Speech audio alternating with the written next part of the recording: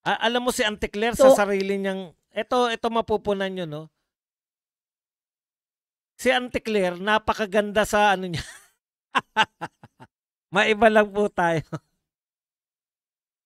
Pag siya nagbablog, super ganda eh. Auntie Claire, ituro mo naman kay Badong kung anong tawag niya sa super ganda, super bata. Ano ba?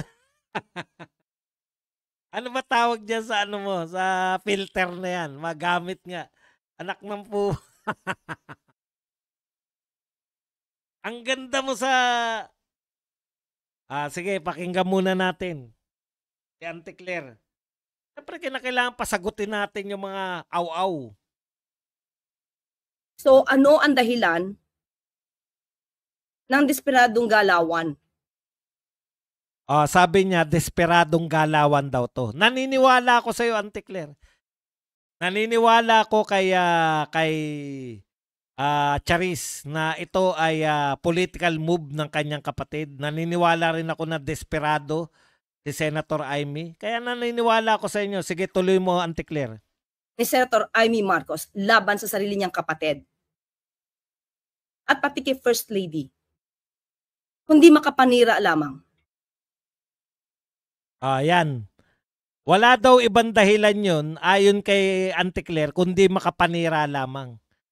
Kung gusto niya lang manira, bakit kapatid niya pa ang sisiraan niya? Bakit pamilya niya pa yung sisiraan niya? Di ba? Hindi mo ba naiisip yun? Pwede naman niya siraan si Inday. Pwede niya naman siraan yung ibang tao. Bakit yung kapatid niya at ang pamilya ng kapatid niya ang kanyang sisiraan? Asan ang logic, Auntie Claire?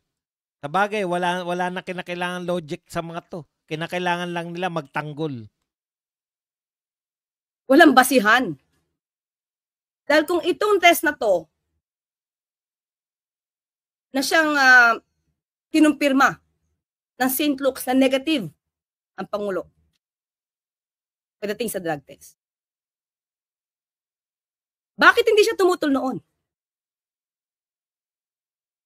Pinagtatanggol niya nga yung kapatid niya noon eh. Hindi mo ba naiintindihan? Pinagtatanggol niya yung kanyang kapatid noon. Ayaw niya talagang masira yung kanyang kapatid. 'Di ba? Lahat na ng lahat ang dialogue ni Amy Marcos noon, nabubulungan lang si BBM ng mga nakapaligid sa kanya. Si Martin talaga yung tunay na salbahe. Gusto niya talagang iligtas. Tinatanong nyo kami kung bakit ngayon. Kaya rin natin sagutin yan. Bakit ngayon lang nagsalita si Amy? Hanggat maaari, nililigtas niya yung kanyang kapatid. Hanggat maaari, gusto niya lang idiin si ah si Romualdez. 'Di ba?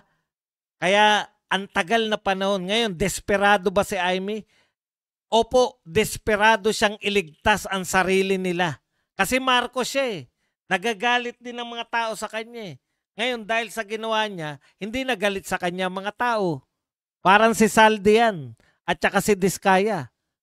Galit sa kanilang mga tao. Ano sabi ni Diskaya?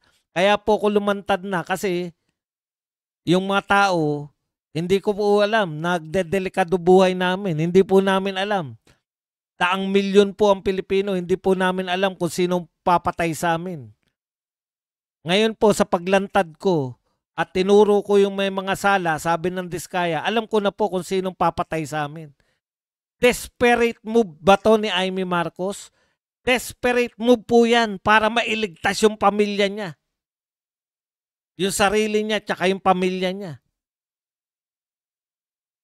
Nilaglag niya na yung kapatid niya. Opo. Gusto niya nang ihiwalay ngayon. Kasi dadamay siya eh. Marcos siya eh. Tandaan nyo, Marcos siya. Romualdez Marcos din siya. Kaya tama ka, Charis, sa sinasabi mo na ito ay political moves ng kapatid mo. Pero wag nyo sabihin hindi tama si Amy Marcos. Yung sinasabi mong drug test na kinundak, bakit ayaw nyong i-live? Bakit ayaw nyong hair follicle test, follicle test? Bawal na bang ulitin? Isang beses lang po pwede? Dapat desperate na rin yung alam nyo kung totoo kayo, kung totoo yung sinasabi nyo, desperate din kayo dapat napabulaanan. Desperate din kayo na masira si Amy Marcos. Isang hair follicle test yan. At ako mismo magsasabing sinungaling si Amy. Pag nag-hair follicle test kayo at nag-negative kayo. Kung hindi nyo gagawin, wala na kayong magagawa. Milyon-milyon na nagrarally. Kinakailangan nyong may gawin. Sinasabi ninyo na ibig nyo sabihin mas kapanipaniwala si Charis o si BBM kaysa kay Tatay Digong? Ang linaw na sinabi ni Tatay Digong, mayroon tayong presidenteng bangag. Si Tatay Digong kapanipaniwala. Gusto nyo hindi na kami maniwala kay Tatay Digong, kay Amy Marcos. Magpa-hair follicle test kayo. Tapos yung problema, yung lahat ng ginagawa nyo, biruin mo, atakehin mo sarili mong gobyerno, ikaw ang presidente. Saka nakakita, magnanakaw ang mga gobyerno to. Ikaw ang pinuno ng gobyerno.